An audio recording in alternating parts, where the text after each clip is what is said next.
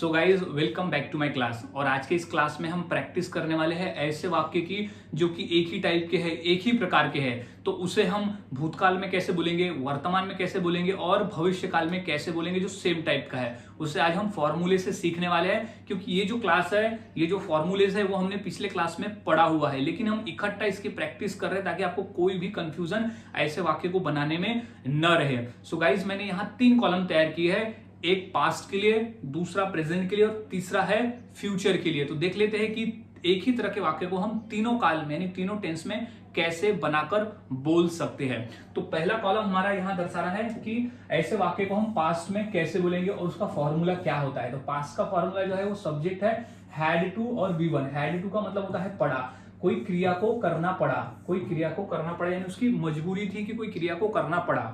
अब दूसरा है कि सब्जेक्ट और हैव्स टू और हैव टू। हैव्स टू और हैव टू जो है हम सब्जेक्ट के अनुसार लगाते हैं। हैव टू और हैव्स टू ये हमने पढ़ा है, पिछली क्लास में ये हो चुका है, बस हम यहाँ इकट्ठा प्रैक्टिस कर रहे हैं। जिसका मतलब होता है पढ़ता है, कॉमन आया है पढ़ता है, किसी कार्य को करना पड़ता है। ये बात हो गई है प्रेजेंट की, ये बात प्रेजेंट की है। अब तीसरा कॉलम हमारा फ्यूचर के लिए है। तो पहले सब्जेक्ट है, फिर विल हैव टू यानी करना पड़ेगा, यानी मजबूरी होगी। यहाँ पड़ेगा, पड़ा, पड़ता है, पड़ेगा से यही मतलब है कि किसी कार्य मेरी इच्छा अनुसार नहीं कर रहा है, यानी सब्जेक्ट यहाँ कोई इच्छा अनुसार नहीं कर रहा है, यहाँ पर वो कर रहा है, उसे मजबूरी है उसकी, इसलिए वो कर रहा है या उसे करना पड़ता है।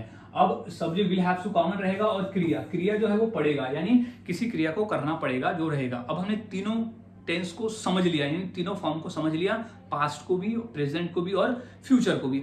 अब हम सेंटेंस की प्रैक्टिस कर दें कि किस तरह से इसे हम बना सकते हैं, तो वो आपको अच्छी तरह से समझ लेना है। तो 1 बाय 1 देखते हैं तीनों प्रकार के वाक्य को। तो सबसे पहले हमारा वाक्य है कि मुझे खेलना पड़ा, मुझे खेलना पड़ा। यहां हम बात कर रहे हैं पास्ट की, ठीक है। तो मुझे के लिए हम लिखते हैं आए। अब पड़ा सब क्या कहता है कि हैड टू, तो I had to, I had to, I had to, I had to आ जाएगा। फिर क्या करना पड़ा, खेलना पड़ा। तो क्रिया क्या है, खेलना। तो आई हैड टू प्ले यानी मुझे खेलना पड़ा। तो आई हैड टू प्ले, मुझे खेलना पड़ा। अब वही हम वही वाक्य को प्रेजेंट में बोलेंगे कि मुझे खेलना पड़ता है। यहाँ पर खेलना पड़ा और यहाँ पर खेलना पड़ता है। तो क्या आ जाएगा, मुझे के लिए तो हम आई लिखेंगे। अब आई जब हमारा सब्जेक्ट रहता है तो हम हैव टू का प्रयोग करते हैं। हैव टू और हैज टू में से हैव टू लगाते हैं। तो क्या हो जाएगा, I have to, I have to क्या है, खेलना। तो play, I have to play यानी मुझे खेलना पड़ता है। अब यहाँ मुझे खेलना पड़ा, मुझे खेलना पड़ता है। अब तीसरा देख लें, मुझे खेलना पड़ेगा। तो क्या हो जाएगा, I will have to, I will have to, I will have to, I will have to क्या करना पड़ेगा, खेलना पड़ेगा। तो I will have to play यानी मुझे खेलना पड़ेगा। तो क्या है, I had to play, I have to play और I will have to play. तो इस तरह से वाक्य बनते हैं। और है जैसे उसे घर जाना पड़ा, उसे घर जाना पड़ा, उसकी मजबूरी थी, उसे घर जाना पड़ा। तो उसे की इंग्लिश हम क्या कहते हैं, ही। तो ही अब क्या लगाएंगे, हैड टू, क्योंकि यहाँ पे पास्ट है। तो हैड टू के लिए पड़ा, तो हैड टू कहाँ जाना पड़ा, घर जाना पड़ा। हैड टू गो कहाँ, होम। तो हैड टू गो होम, तो उसे घर जाना पड़ा। He had to go home. अब है कि उसे घर जाना पड़ता है, सेम है लेकिन अभी सब वर्तमान में कहना है। तो इसे हम कैसे कहेंगे कि उसे, तो ही। अब ही के बाद हम लगाते हैं हैज टू। तो he has to, he has to यानी पड़ता है। तो ही हैज टू गो यानी जाना, कहाँ, घर। तो होम। तो he has to go home यानी उसे घर जाना पड़ता है। तो he has to go home, उसे घर जाना पड़ता है। अब उसे घर जाना पड़ेगा, तो क्या लिखेंगे हम कि ही विल हैव टू, यानी हर सब्जेक्ट के साथ में विल हैव टू ही लगता है। तो he will have to, he will have to go home, he will have to go home, go home, he will have to go home. तो इस तरह से गाइस वाक्य बनते हैं, had to, have has to और विल हैव टू।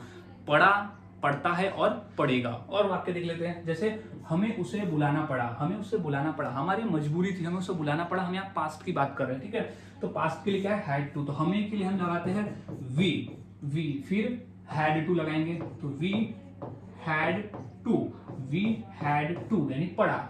क्या करना पड़ा, उसे बुलाना पड़ा। बुलाना को इंग्लिश में कहते हैं कॉल। अब किसे, उसे, तो हिम, तो हो जाएगा हिम। तो हमें उसे बुलाना पड़ा, तो we had to call him, हमें उसे बुलाना पड़ा। अब इसी को हम वर्तमान में कैसे कहते हैं कि हमें उसे बुलाना पड़ता है। तो क्या हो जाएगा, हमें के लिए हम लिखते हैं वी। अब वी के बाद हम यूज करते हैं हैव टू का, तो we have to, we have to. अब क्या है, उसे बुलाना पड़ता है, हमें उसे बुलाना पड़ता है, तो we have to call him, यानी हमें उसे बुलाना पड़ता है। अब इसी हमें भविष्य में कहना है कि हमें उसे बुलाना पड़ेगा, तो हमें की इंग्लिश आ जाएगी वी और विल हैव टू पड़ेगा, तो वी विल हैव टू क्या, कॉल हिम यानी बुलाना पड़ेगा, हमें उसे बुलाना पड़ेगा, तो we will have to call him. So guys, इस तरह से हम बनाते हैं पास्ट में, प्रेजेंट में, और ये होता है फ्यूचर में। याद रखना है, पास्ट, प्रेजेंट और फ्यूचर हमने एक साथ प्रैक्टिस कर ली। कोई भी डाउट आपको नहीं रहेगा, पास्ट में हैड टू, प्रेजेंट में have to, has to subject देख कर, और फ्यूचर में विल हैव टू का प्रयोग करते हैं, पढ़ता है और पढ़ेगा। एक ही काम को करना पड़ता है और करना पड़ेगा।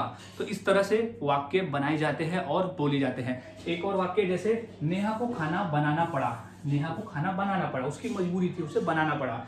अब उसी वाक्य को हम प्रेजेंट में कैसे कहेंगे कि नेहा को खाना बनाना पड़ता है, अब है कि नेहा को खाना बनाना पड़ेगा, तो ये तीनों वाक्य की इंग्लिश क्या होगी, ये मुझे आप कमेंट सेक्शन में जरूर बताएं कि ये तीनों काल का, पास्ट, प्रेजेंट और फ्यूचर को आप कैसे बना सकते हो इस फॉर्मूले से, ये मुझे आप कमेंट करके जरूर बताएं। और इसी तरह से प्रैक्टिस करते हैं। आप जितना अधिक प्रैक्टिस करोगे, एक साथ प्रैक्टिस करोगे, तो आपको कंफ्यूजन में नहीं रहेगा और आप डेली में बोलना शुरू कर दोगे। जैसे मुझे पढ़ाना पड़ा, मैं बोलूंगा मुझे पढ़ाना पड़ता है और मुझे पढ़ाना पड़ेगा।